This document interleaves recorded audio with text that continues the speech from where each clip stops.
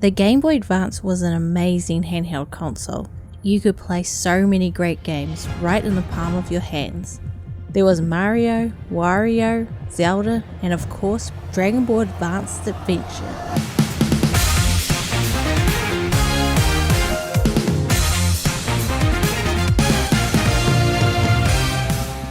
To be honest, I had never heard of this game until a couple of years ago. When I was a kid, the only GBA Dragon Ball games I played were the Legacy of Goku 1 and 2, and the only one I owned was the Legacy of Goku 1. Had I known back then about this game, I would have even more buyer's remorse than I already had.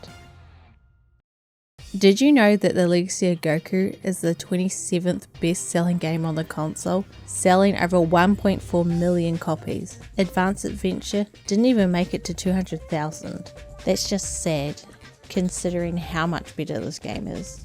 Sales might have been affected by its release date, as it didn't come out until mid-2005 in the US and Europe.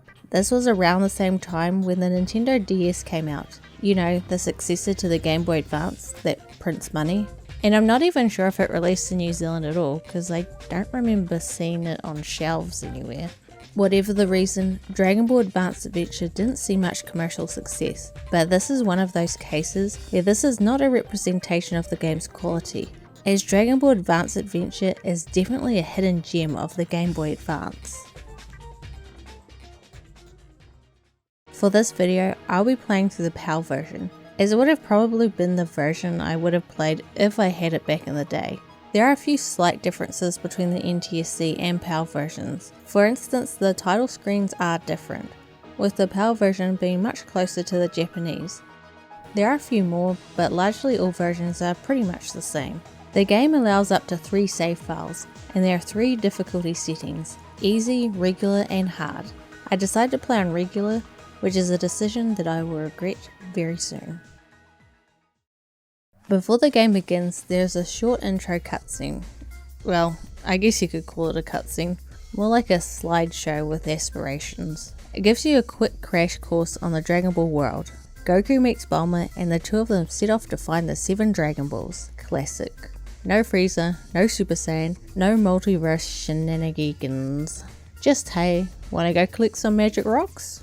Simple times.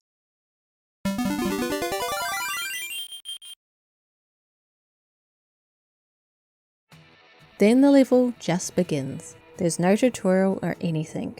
The game just lets you loose outside of Grandpa Gohan's house and trusts you, the player, to figure out the basic controls for yourself. A very old school approach in teaching the player, actually trusting them to know how to press buttons and experiment for themselves, rather than being spoon-fed the information like a baby. Isn't it strange that despite gaming being more prolific than ever, players are being trusted less and less to understand the basic concept of how to play a game? You press forward and the guy goes forward. Yeah, okay, thanks! Dragon Ball Advanced Adventure has a couple of different gameplay modes sprinkled in, but at its heart it's a platforming beat 'em up, and a really good one. The controls are simple but tight, responsive, no delay, no mushy jumps, just crisp movement that makes it a pleasure to play. Since this game is set at the very beginning of Goku's adventures, he has yet to learn how to fly, and is only able to jump. That jump isn't just for clearing gaps, you're gonna use it for dodging enemies, landing aerial attacks, and exploring. And because it has to do all that, the devs gave you a ton of mid-air control. You're not locked into some stiff preset arc. You can course correct like crazy, which feels great, because it means you're never completely screwed if you misjudge a leap. It's platforming freedom without the floatiness. I was trying really hard not to use the word floaty, but it's just too good of a descriptor. The fighting is also very easy to grasp. Goku carries with him the power pole, and will use it to extend his reach with his combos. He also has a jump kick and a jump attack to hit down the flying enemies. Also, I will say I do feel like maybe Goku should extend the power pole just a little bit more. I'm always just missing them. Come on, I just need a little bit more reach. Fighting through the pigmen and wolves, we make it to the end of the level, where we face our first boss, this giant man-bear pig. I'm here to educate you about the single biggest threat to our planet. I'm talking, of course, about Man-Bear Pig.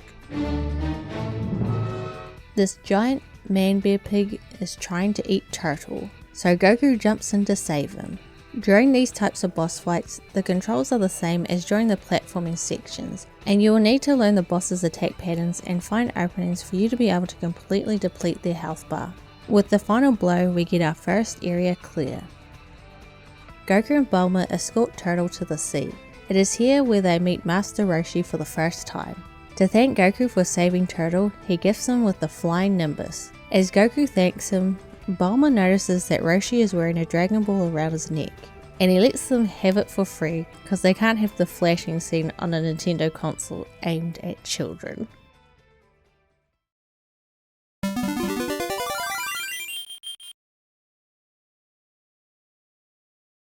After picking up the Flying Nimbus, Goku and Bulma head off to their next destination, a small village living in fear of the dreadful Oolong.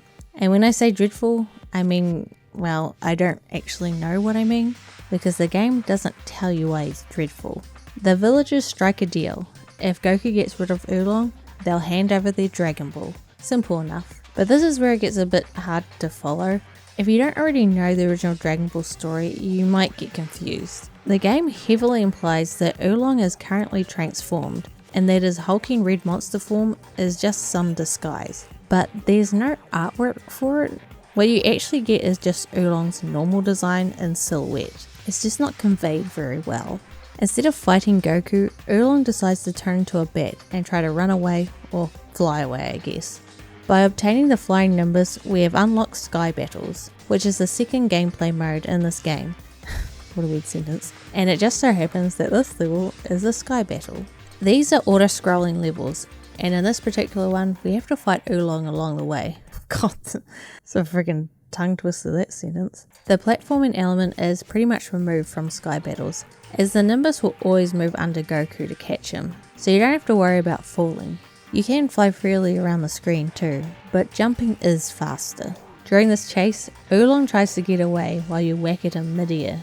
Take down his first health bar and he transforms into a missile. Because why not? Now you're dodging both his flames and his drill-like charge attack while still trying to land hits. It's chaotic in a fun way, and honestly, it's a nice change of pace from the usual platforming. Keep hammering away and eventually you bring him down.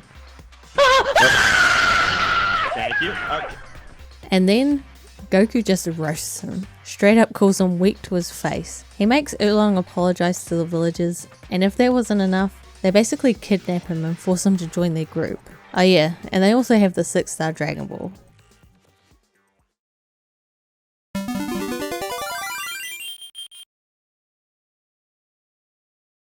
The team's next destination is the wilderness, where they are ambushed by a bandit. Hello. Hi. This entire level is just a boss battle against Yamcha and Pura. In the top left of the screen is Goku's health bar, and at the start of the game you will only have 2 bars, but this can be upgraded by finding special item capsules throughout the world. However, at this point I still only had the starting health amount, and this is when I began to regret not playing on the easy difficulty. You see, Advanced Adventure works on a life system. When Goku's health is drained or falls down a bottomless pit, you lose a life. A fairly standard use of the system. However, the game is actually a lot more punishing than it first seems, because if you lose all of your lives, the game deletes your save slot. How? How did they think that was okay to even put it in the game? Okay, I'm joking. When you get a game over, you just start the level again. The game is not that long. My first playthrough only took me about 2 to 3 hours, but still losing your progress in a level doesn't feel great. I'm dying. Help me. I made another attempt at the Yamcha fight and finally defeated him. Yamcha runs away and then Bulma's in a bunny suit. No explanation, no build up, just bam. Bulma in Playboy cosplay in the middle of the desert. See, here's the thing. Advanced Adventure skips certain arcs from the original story, like the entire Rabbit Gang subplot, which is where that outfit actually comes from. So if you've never seen the anime or manga, it just looks like the game suddenly took a sharp turn into fan service territory for no reason. Also, Yamcha does not actually join the group to help find the Dragon Balls in this game, which is another change from the source material, and is not the last time the game plays fast and loose with canon. The inaccuracies just keep piling up in the very next level.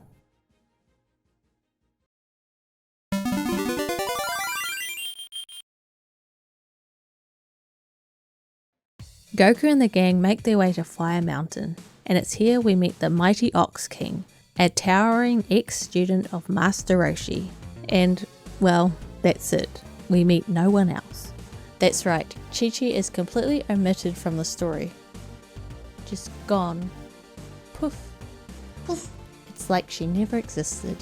I suppose the devs figured she was expendable, especially since the 23rd Tenkaichi Budokai arc is actually missing entirely. And honestly, it makes sense why they'd cut it. By that point in the story, Goku's all grown up, and that would mean brand new sprite work. And with how gorgeous the sprites already are in Advanced Adventure, I can't exactly blame them for not wanting to double their workload. Seriously, the sprite work here is bloody incredible. Every attack has weight thanks to the use of smears, every movement feels fluid and deliberate, and the impact animations just hit. It's the kind of pixel art that's so good it never ages. I mean, look at this stuff. It's brilliant, timeless. Anyway, the Ox King's castle happens to be on Fire Mountain, and unfortunately for him, it's also literally on fire. In exchange for the Dragon Ball he has, he asks Goku to go fetch Master Roshi to help put it out. Roshi rolls up and casually bursts out the very first Kamehameha in manga history, blasting away the flames like it's nothing. Goku is extremely impressed and wants to learn the move for himself, but Master Roshi tells him it'll take 50 years of training before he can pull it off. Then he does it right away, and that's the end of the level. It's almost a non-level. A non-level? What the hell am I on about? Afterwards, Goku mentions that his grandpa Gohan trained him, which surprises Roshi. Turns out, Gohan was one of his students too. With a little smile, Roshi tells Goku that once he's done finding all 7 Dragon Balls, he should come train with him.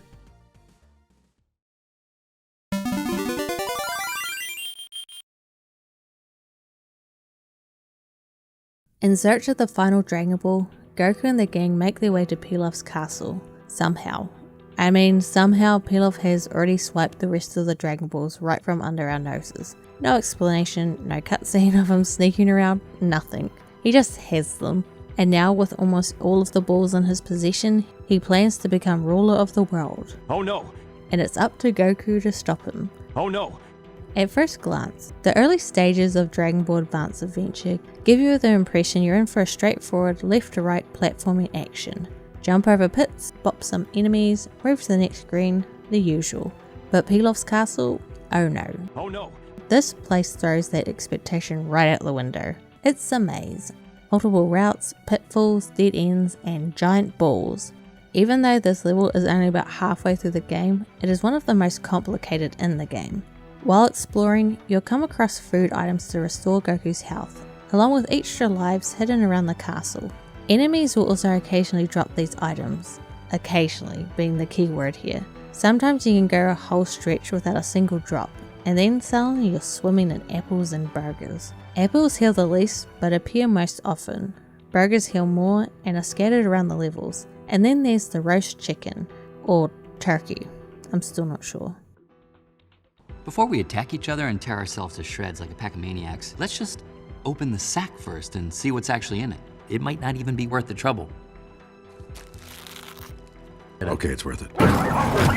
When reaching certain points in the game, an exclamation mark will pop up on the screen. This means that you need to defeat all the enemy waves before you can continue. Outside of these areas though, you can actually skip past most enemies if you want, which is great if you're low on health or just impatient. By making our way through the castle, we finally make it to the top where we confront Emperor Pilaf. Oh, I guess in this version he's called Pilaf the Great. The fight is actually against 2 bosses, and no, they do not share a health bar, something I failed to realise, hence why I'm just standing there for a few seconds thinking that I had won. This is also a good time to talk about the key gauge in the bottom left corner. Goku starts with just one segment, but like his health bar, you can expand it by finding special items throughout the game. Ki builds up when you hit enemies or pick up ki refills, letting you unleash blasts. Technically we learnt the Kamehameha in the previous level, but right now it's basically just a fancier looking ki shot. We'll need a much bigger ki gauge before it starts resembling the iconic beam we know and love. After taking out both the Pilaf machines, Goku and Bulma are ready to reclaim the Dragon Balls, except they get gassed. Pilaf calls forth Shenron to make his wish, but before he can do anything world dominating, Oolong swoops in and wishes for a pair of woman's panties. Pilaf is stunned, and in classic villain fashion, he vows revenge before scrambling off. And that's pretty much the end of the very first Dragon Ball arc. The storytelling here, let's just say it's more connect the dots than a full narrative. Big chunks are skipped, motivations are vague, and events just happen with little explanation. And honestly, that's kind of the vibe for the rest of the game. Goku parts ways with Bulma. He's back to Kame House and begins training under Master Roshi, setting the stage for their next adventure.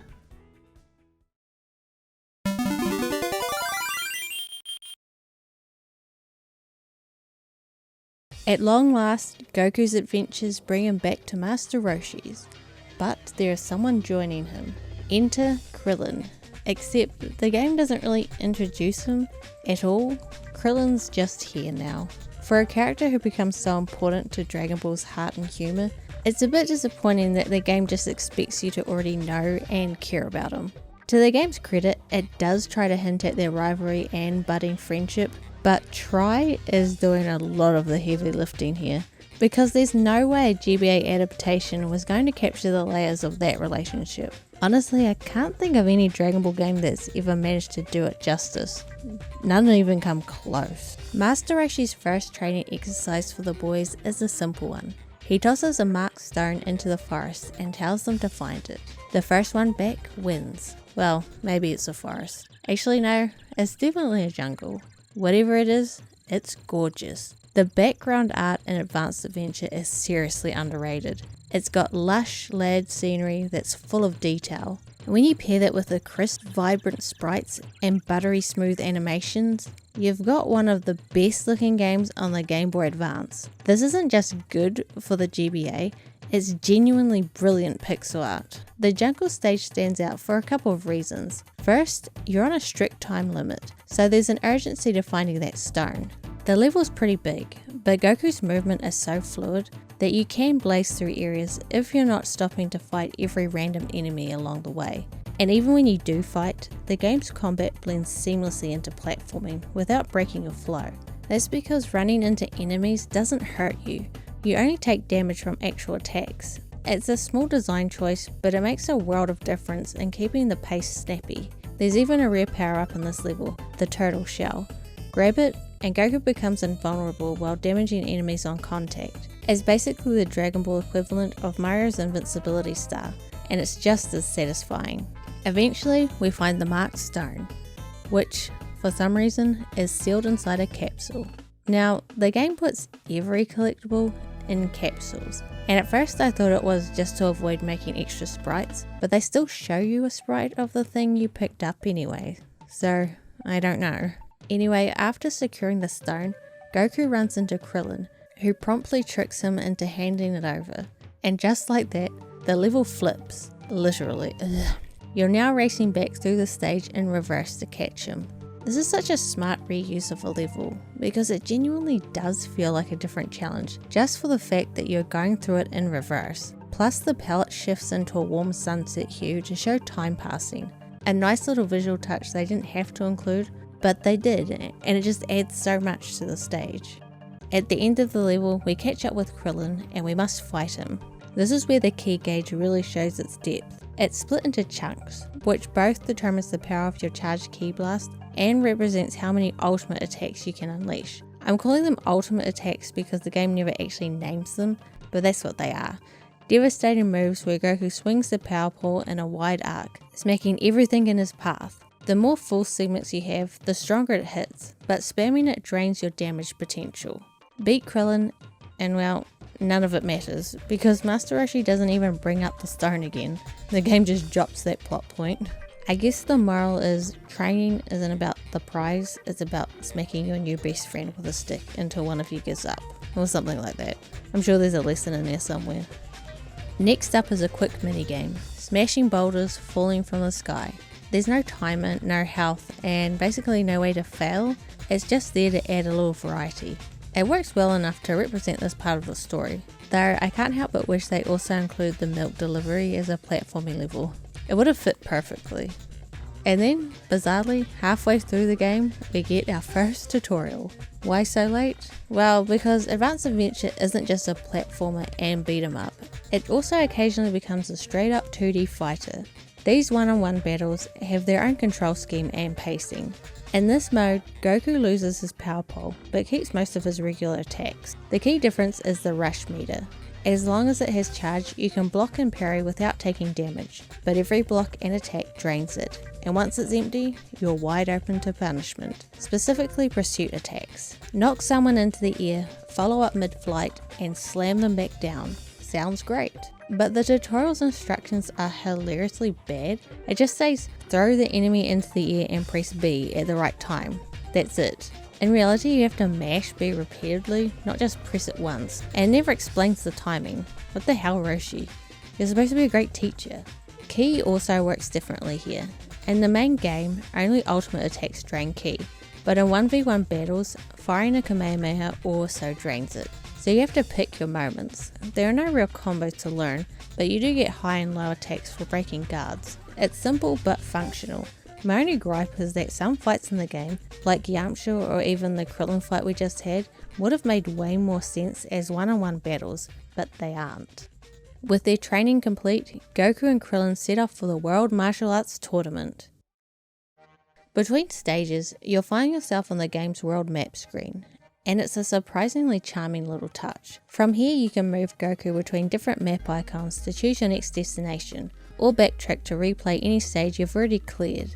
Each stage is marked with a little icon that tells you exactly what kind of gameplay to expect. If you see the power pole icon, you're in for a platforming stage. The flying Nimbus icon means you're headed into a sky battle, and then there's the fist icon, which signals a one-on-one battle stage. Some stages even mix these styles together, making for a nice break in the pacing and giving you more variety. At the end of the day, the real map is basically just a glorified level select, but it's presented in such a fun, interactive way that it never feels that way. What a weird sentence. The developers could have easily phoned it in with a plain old text list, but instead they made something that feels alive and perfectly in tune with the Dragon Ball Adventure vibe. It makes simply picking your next stage feel like part of a journey, and that's the kind of small detail that goes a long way.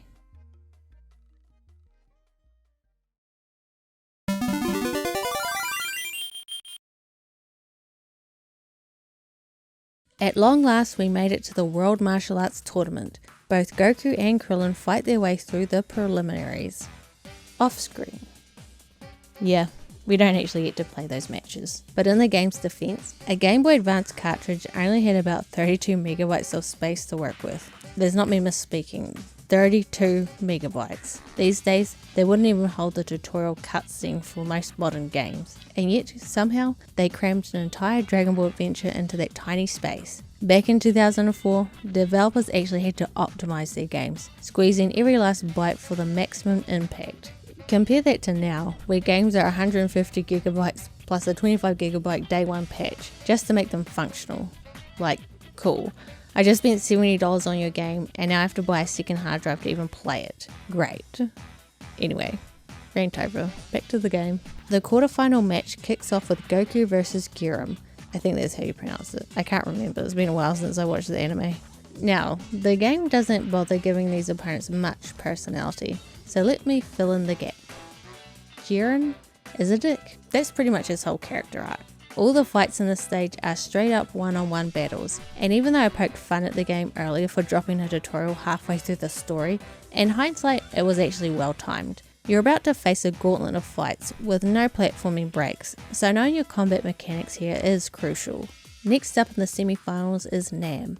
Now this guy actually has a pretty great backstory in the original Dragon Ball series, but the game doesn't touch it at all, and honestly I won't spoil it here either, because I know some of you have watched Dragon Ball Z and Super without ever touching the original Dragon Ball, and you're missing out. Dragon Ball's early arcs are full of charm, ridiculous humour, and surprisingly heartfelt moments. They make the later events in Dragon Ball Z hit even harder once you know where everyone started. And then we have the finals, Goku versus Jackie Chan. He's tough. At first, I thought maybe it was one of those scripted fights where you're supposed to lose so the story can play out like the anime. But nope. I found out the hard way that losing here just kicks you to the continue screen. So, turns out I suck. Still, I have to stop and gush again about the visuals. The World Martial Arts Tournament stage is gorgeous for a GBA game. There's so much tiny detail crammed into the background. It's a little pixel art masterpiece. And against all odds, Goku actually beats Jackie Chung, aka Master Roshi, in disguise, even though that's not how it goes in the original story. Also, there is no great ape on the roof, which also means the moon is still alive. Then, without skipping a beat, Goku is right back on the road in search of the 4-star Dragon Ball.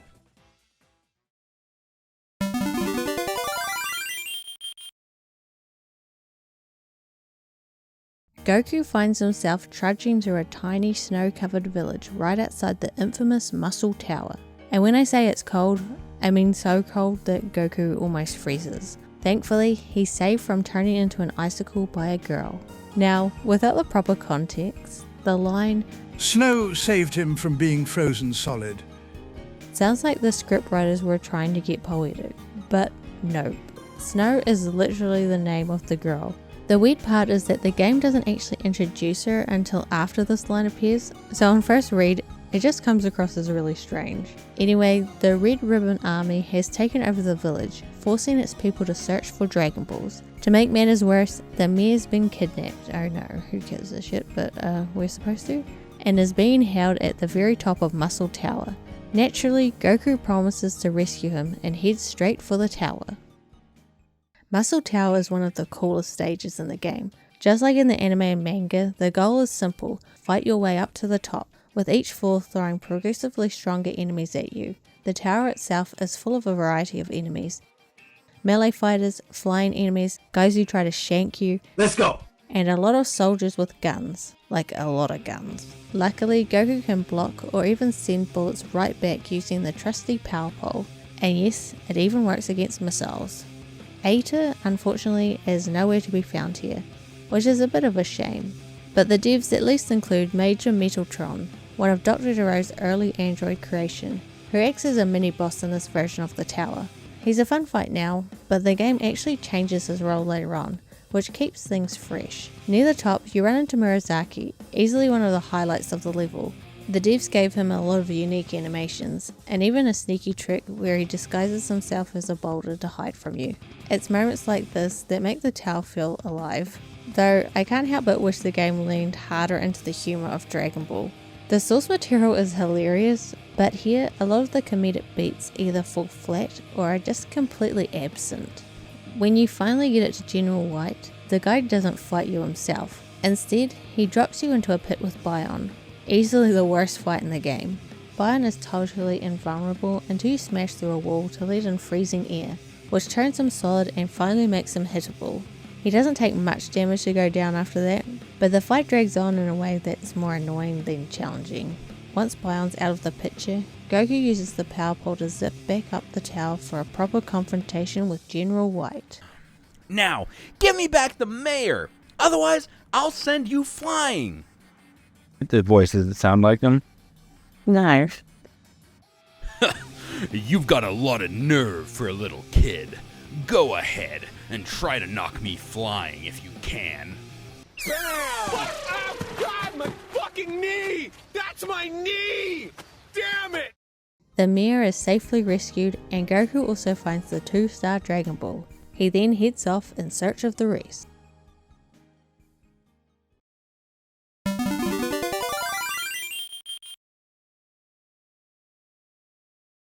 Shortly after leaving to search for the next Dragon Ball, the Dragon Radar was broken. Somehow. It doesn't explain how. So Goku went to Bulma to have her fix it. And then they go to an underwater cave, but the game doesn't explain why. Storytelling? What is that? The underwater cave itself is surprisingly big. The first part has you descending deeper and deeper, weaving through tunnels while avoiding these weirdly high-tech security cameras. If they spot you, enemies swarm in. But if you're quick enough to destroy the cameras before they see you, you can avoid the ambush entirely. Eventually you'll make it to an underground harbour with a submarine thing and this level's first boss, a robot pirate. I'm pretty sure that this is the only place this enemy shows up in the series, but a lot of Dragon Ball games love adding this as an enemy. They are in Kakarot and in the Legacy of Goku. Well, I guess it's only 2 games, but you get my point.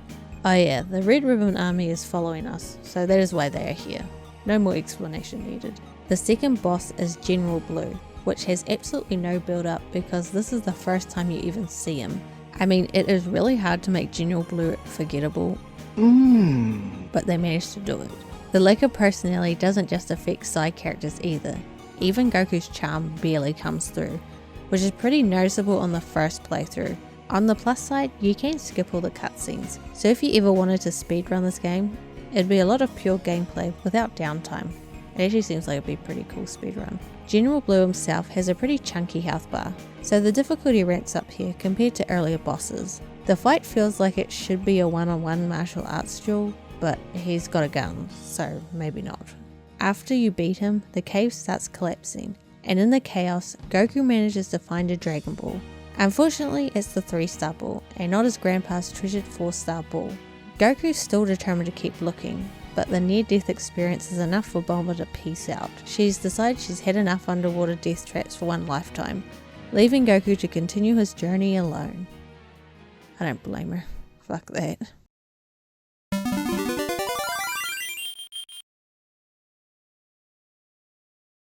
In the land of Korin, we meet Appa and his father, and then in the next paragraph, his father is dead. That is how fast-paced the storytelling is in this game. As I have alluded to multiple times, it is not very good storytelling. Don't get me wrong, the game technically follows the story, but it's more of a Cliff Notes summary than an actual adaptation. You get just enough information to understand why you're punching bad guys in the next level, but not nearly enough to actually care about why you're punching them. Which is a shame, because in the original story, this moment is very heartfelt. It's the kind of scene that sticks with you. You understand why Goku pushes himself so hard to climb Korin's tower. He's not just training for the sake of training, he's doing it to save his friend's father. But here in the game, it's more like, oh, he's dead, well, okay then. And you're just going through the motions without any emotional weight behind it. Before Goku is actually able to begin his climb up to the top of Korin's tower, he first has to fight General Tao, the man responsible for killing Appa's father. Did I say General Tao?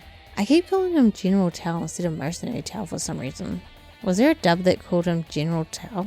Maybe I'm just getting him confused with General So's. Yum. During this fight, you might notice that Goku suddenly feels weaker than he did in the previous level, like noticeably weaker.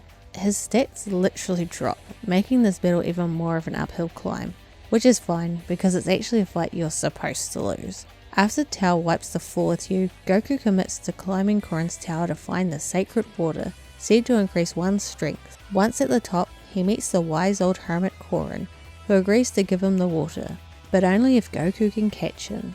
In the original story, he only had to catch him once, but that would make this minigame way too short. The minigame is quite simple. There are multiple Korins on the screen at once, but only one of them is the actual Korin. He's easy enough to spot. He's the one that's not as transparent as the other transparent ones, fake ones. I worded that really weird. The fake ones are transparent and the real one isn't. Yeah, that makes more sense. Because the movement controls are so freaking good, it is pretty easy to catch the right Korin, even if you go after the wrong one first. It's a pretty fun minigame. After catching Korin 10 times, he reveals that Goku has become stronger, not because of drinking some special water, but because of his perseverance in catching him. Yeah, the lesson came across way better in the source material, but I hope you are beginning to see what I mean about how the story is telling you what is happening, but it isn't really making you feel anything about what's happening. With his new strength, Goku climbs back down for a rematch with Mercenary Tao, and this time it's way easier. For all my complaints about the bare bones storytelling, the actual pacing in this section is fantastic. This entire arc from Tao's first appearance to Goku's rematch plays out in under 10 minutes, yet it manages to feel like a full mini-story thanks to the variety of gameplay. After Tao's defeat, Goku promises Appa that he'll gather all 7 Dragon Balls and wish his father back to life. Conveniently, the Dragon Radar shows they're all at the Red Ribbon Army's base.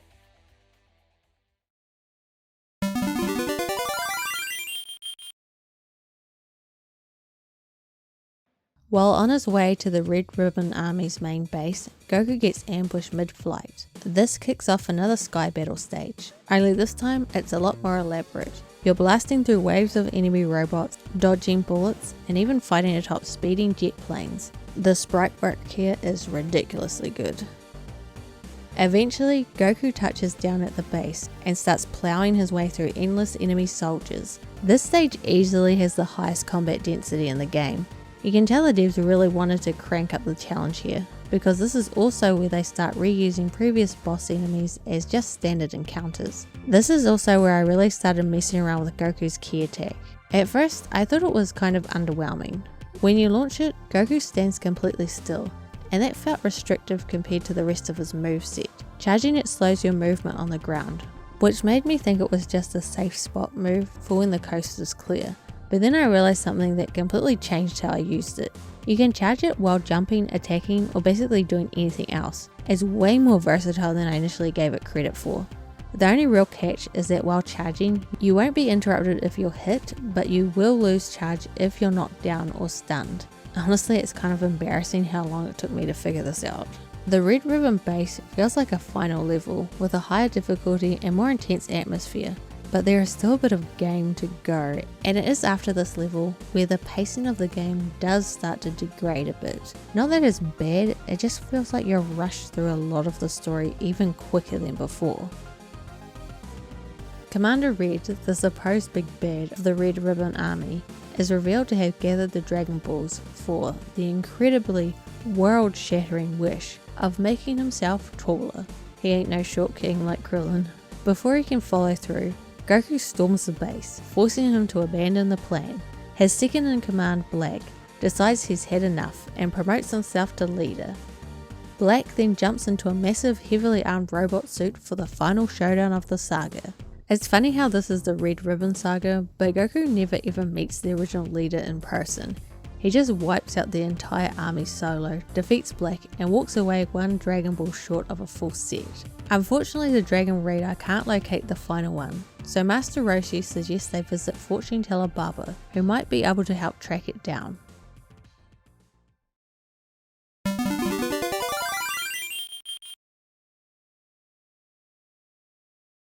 Goku and the others make it to Baba's palace, and she says she can help them find the last Dragon Ball for a ridiculous sum of money. The kind of money they definitely do not have. You're broke!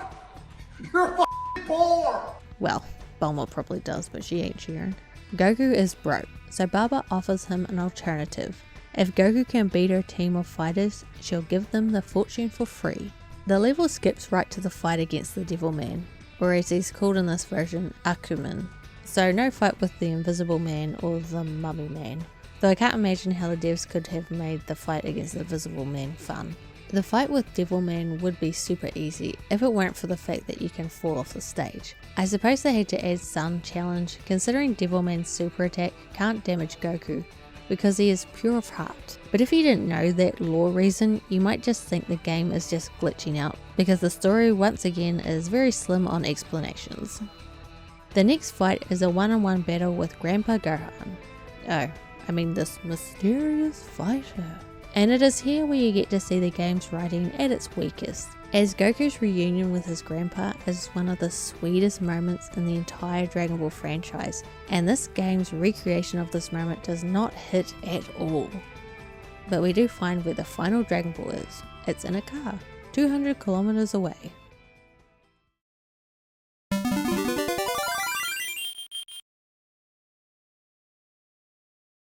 The city street level is just another boss fight against Pilaf and his minions.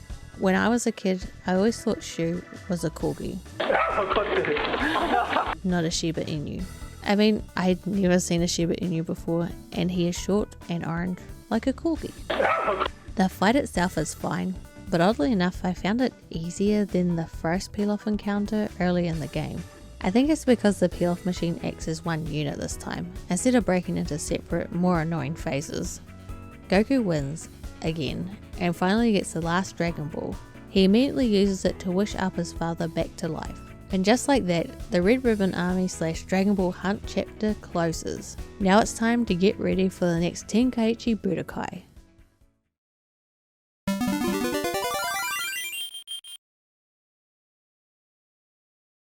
3 years fly by, and the day of the World Tournament arrives again. Structurally, this stage mirrors the first tournament, 3 consecutive matches. This time, your opponents are Chaozu, Krillin, and then Tien in the finals. And honestly, this is where the game's structure shines. The first half eases you into the mechanics, but the second half really pushes your skills with tougher fights and more complex levels. After completing the game, you are able to play one-on-one battles with various characters, each with unique super moves. There are characters that can wall jump, float, and even fly. It's a surprising amount of detail for a little side content. Again, the game's story deviates from the original, as Goku ends up winning the tournament rather than landing on a car head first. After winning the tournament, they all go to celebrate.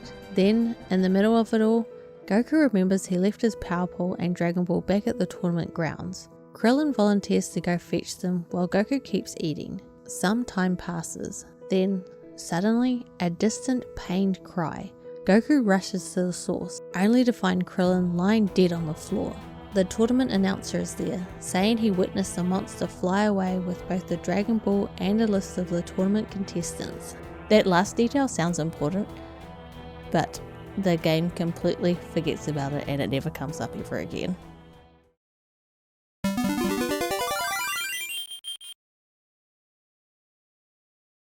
Fueled by rage over Krillin's death, Goku wastes no time chasing after Tambourine, the winged monster responsible. This is yet another sky battle, but now that we've been steadily upgrading Goku's health and ki, we have no trouble in defeating Tambourine. My green tambourine. However, Tambourine is a sore loser. Upon defeat, he goes full kamikaze, trying to drag Goku down with him. Thank you.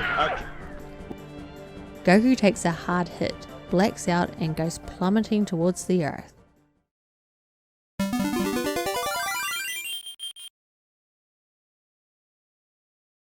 When Goku wakes up, he's greeted by Yajirobe, casually wearing the 1-star Dragon Ball around his neck. Before there's even time for small talk, King Piccolo himself shows up, landing right in front of them. And no, I'm not skipping plot points. The pacing of this saga really is that quick. King Piccolo is after the Dragon Ball, and Goku is after revenge, so they fight. And King Piccolo kicks my ass. I don't even think I hit him once. Don't worry guys, I'm just making sure that I am following the canon, okay? That's why I've done so badly, because got to roleplay, you know, play the part. Beaten to a pulp, Goku asks Yajirobe to carry him to Korin's tower. Meanwhile, King Piccolo kills Master Roshi, collects the other Dragon Balls, summons Shenron to regain his youth, and then, because why not, kills Shenron too. Yes, this is the pacing. This is the pacing we're going with. This all happens in like one text box. Goku and Yajirobe at last climb all the way up to Korin's tower. Korin already knew everything that had been going on and told Goku that he should drink the mystic water in order to release his dormant power. Just kind of negating the lesson from the other level, but that's fine. But he warns that there is a chance that Goku could die just from drinking it. But Goku is determined to avenge his friends and jumps inside the mystic jar to find the mystic water. Trust me, this made more sense in the anime. This level is very mystical, and by mystical I mean a bloody maze. There are many ways that you can go, but most of them lead to dead ends. As penultimate levels go, this one is definitely a test. A test of my patience. Okay, I am exaggerating, but it's not really that bad. As we travel through the cave, we encounter ghostly shadows of our fallen friends. Except Yamcha isn't really a friend in this game since he never joined the party, and also he is not dead. Krillin is dead though, and he is the final obstacle. It was during this fight where I confirmed that there were no beam struggles in this game, and that beams just go through each other and you still get hit. Shit, so don't do that. Since Ki Blasts weren't working as well as I'd hoped, I just hit him with my stick. With the Ghost Krillin defeated, we can collect the mystic water and get the heck out of here. Goku drinks it, power surges through him, and now he's ready to face King Piccolo one last time.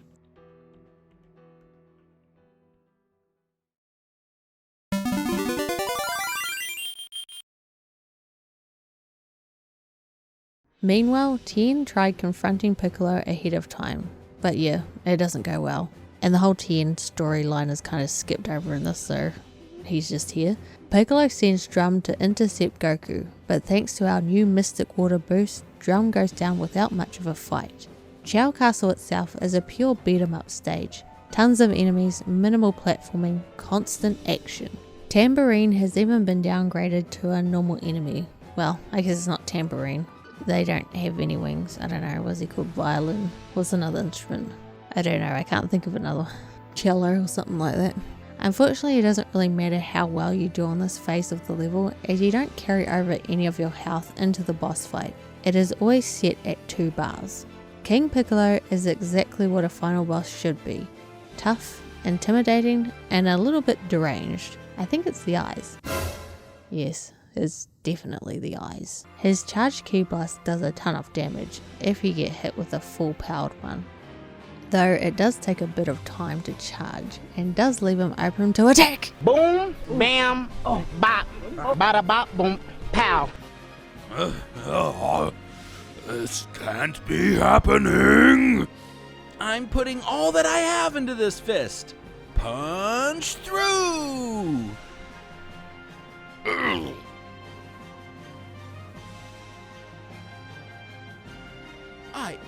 I won. How can this be? How can I have been beaten? Don't think the demon race is gonna disappear like this.